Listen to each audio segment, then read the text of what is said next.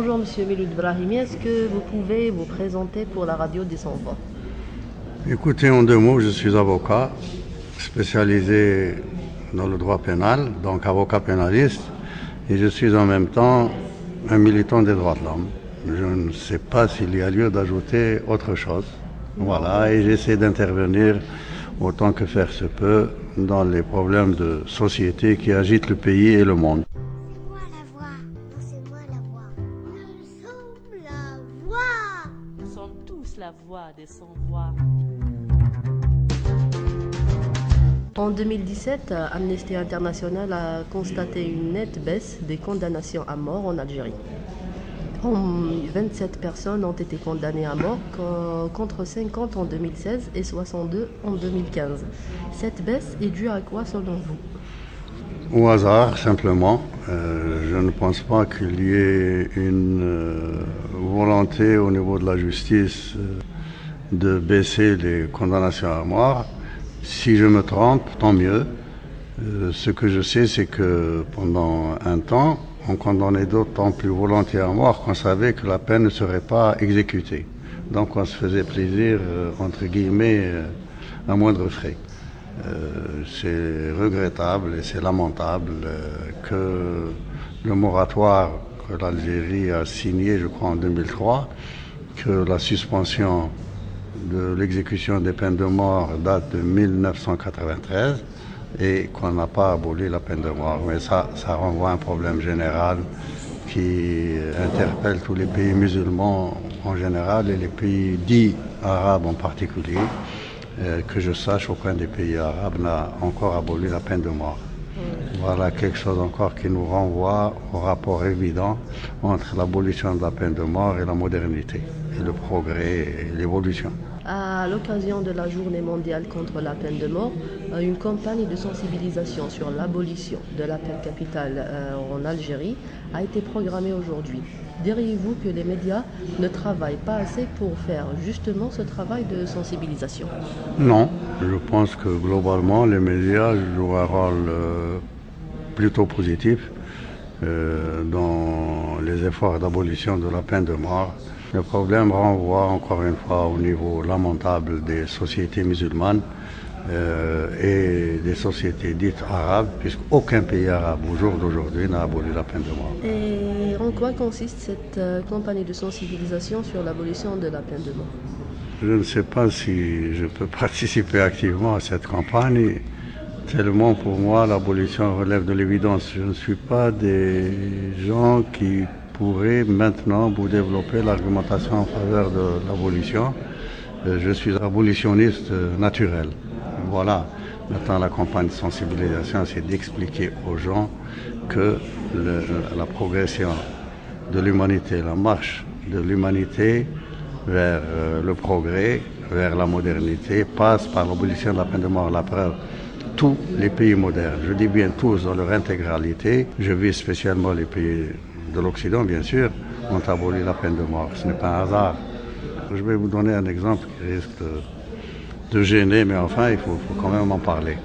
La France a aboli la peine de mort en 1981.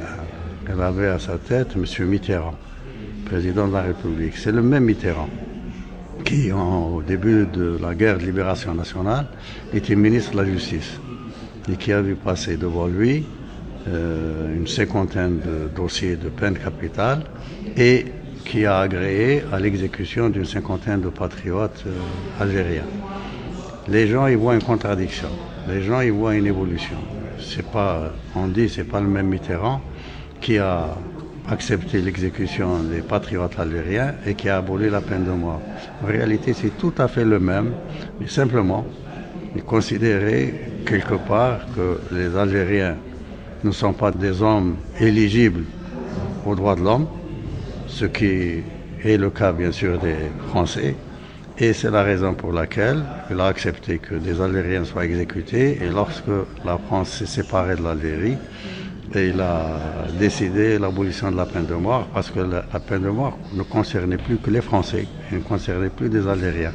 C'est aussi une preuve, par l'absurde, par le vide, que l'abolition de la peine de mort est lié à la notion de modernité et il est lié à la notion de droit de l'homme dans toute son acception. Et depuis l'indépendance du pays en 1962, l'Algérie a connu 33 exécutions, dont les derniers remontent à 1993. Il s'agit évidemment des accusés de l'explosion de l'aéroport Ouari Boumediene. Oui, tout à fait. Et est-ce que les textes de la Charte pour la paix et la réconciliation nationale amnestient les condamnés à mort de la décennie noire? C'est toute une histoire sur le plan juridique. Il y a des aspects amnistiants et je ne veux pas entrer dans les détails, mais de mon point de vue, je crois qu'il faut globalement répondre que oui quand même. C'est pas tout à fait évident quand on lit les textes. Enfin, c'est une affaire qui de toute façon est derrière nous. Et certains ne parlent pas d'abolition de cette lourde condamnation, mais plutôt de son abandon à un nouveau concept que défendent de nombreux pays arabo-musulmans, dont les lois sont en grande majorité inspirées de la charia. Et quelle est donc la différence entre abolir la peine de mort et l'abandon de cette même peine de mort? Je ne vois pas ce que cette philosophie signifie. Je suis personnellement abolitionniste. Je suis pour une société laïque. On ne dira jamais assez que la laïcité n'est pas contre la religion. La laïcité est au contraire une protection de la religion parce qu'elle la met à côté des contingences sociales, politiciennes, politiques, etc. Et l'abolition de la peine de mort suppose encore une fois que l'on applique, et c'est mon point de vue total, je vous le dis en toute sincérité, pour moi la mort appartient à Dieu. La mort ou le mout, c'est pas entre les mains de l'individu. Et c'est la raison pour laquelle je ne pense pas que les abolitionnistes soient contre la religion, au contraire. Dans certains pays, la peine de mort est prévue en cas de haute trahison. Ce chef d'accusation que risquait le blogueur Merzouk Touati avant sa condamnation à 10 ans de prison ferme, mais aussi le journaliste modérateur Saïd Chitour dont on ne connaît pas grand-chose du dossier. Je suis l'avocat de Saïd Chitour. Oui. Est-ce qu'il serait envisageable une telle peine aujourd'hui encore? Dans la théorie peut-être, en pratique non, c'est exclu qu'il s'agisse de Saïd Chitour, de quelqu'un d'autre. La peine qui pourrait être prononcée, on peut imaginer qu'elle soit sévère, mais à aucun moment elle s'approcherait d'une peine aussi sauvage et aussi barbare. Vous me donnez l'occasion de dire que la détention de Saïd Chitour est quelque chose d'absolument inadmissible, inacceptable, incompréhensible et ne répond ni au texte de loi, ni à la philosophie générale qu'on peut avoir de ce pays. C'est dommage, c'est regrettable, c'est malheureux. Vous pouvez rappeler nos auditeurs du dossier de Saïd Chitour? Saïd Chitour, c'est un journaliste fixeur. Oui. Ça veut dire que c'est un journaliste qui prenait des rendez-vous pour des journalistes étrangers ou des personnalités étrangères avec des institutions algériennes. Et il lui est arrivé dans ce cadre de répondre à des questions relatives à la politique générale du pays, des questions qui lui étaient posées soit par des journalistes, soit par des diplomates, etc. De mon point de vue, je vous le dis, tout en étant son avocat, c'était maladroit de sa part, c'était stupide et il n'aurait jamais dû faire ça. Ceci est une chose. Autre chose est de le poursuivre pour ce dont il est poursuivi, ce qui n'a rigoureusement aucun sens. La place de Saïd Chitour est chez lui et n'est pas en prison. La société civile réclame la peine de mort à l'encontre des personnes accusées de viol, kidnapping et meurtre des enfants. Quel est le rôle des associations de défense des droits humains dans ce cas-là? Il est simple. Les abolitionnistes ne sont pas des gens qui demandent l'impunité pour les auteurs des drames ou des crimes aussi graves ou moins graves. Nous ne demandons pas qu'ils ne soient pas sanctionnés, nous demandons l'abolition de la peine de mort. Nous demandons que la sanction maximum ne soit plus jamais la peine de mort. Alors, je sais, vous allez me poser l'exemple de tel enfant qui a été sauvagement assassiné récemment. Je n'entre pas dans cette philosophie. Je peux vous répondre par l'exemple d'un condamné à mort qui a été exécuté, et l'exécution de la peine de mort est également un truc sauvage, et dont on découvre par la suite qu'il était innocent. Ça revient au même. Si on se met sur le terrain de la sensibilité, si on fait jouer la sensibilité au lieu de faire jouer la raison, naturellement. Mais moi je dis qu'il faut s'éloigner de la sensibilité du moment, de tel ou tel problème qui agite l'opinion publique, pour parler de la peine de mort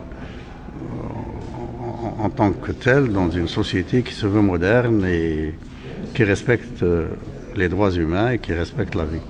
D'accord, maître, est-ce que vous pouvez nous citer 3 raisons pour abolir la peine de mort en Algérie? Je suis un partisan convaincu de la non-discussion des raisons pour lesquelles on peut abolir et des raisons pour lesquelles on ne peut pas abolir. Je vais vous dire, je peux vous citer des raisons pour ne plus appliquer la peine de mort. Je vous en citerai une, si vous le permettez. Je me rappelle tous les patriotes algériens qui ont été sauvagement exécutés à la guillotine, qui ont été coupés en 2. Si la peine de mort n'existait pas, ils seraient encore en vie. Mais je vous cite cet exemple parce que vous m'y obligez un peu.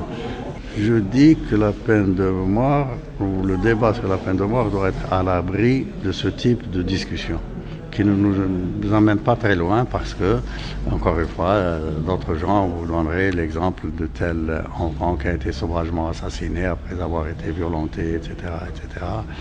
Et naturellement, ça peut complètement changer l'opinion de toute personne sensible, et c'est tout à fait normal. C'est ailleurs que se situe le débat sur la peine de mort.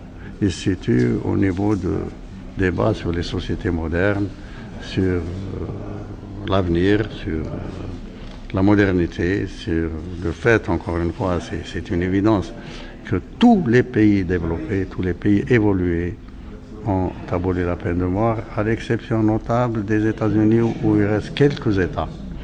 Sur la cinquantaine d'États, il reste 3 ou 4 États qui n'ont pas encore aboli. Et ça va venir. Merci à vous, maître Miloud Brahim. Allah يسلمك.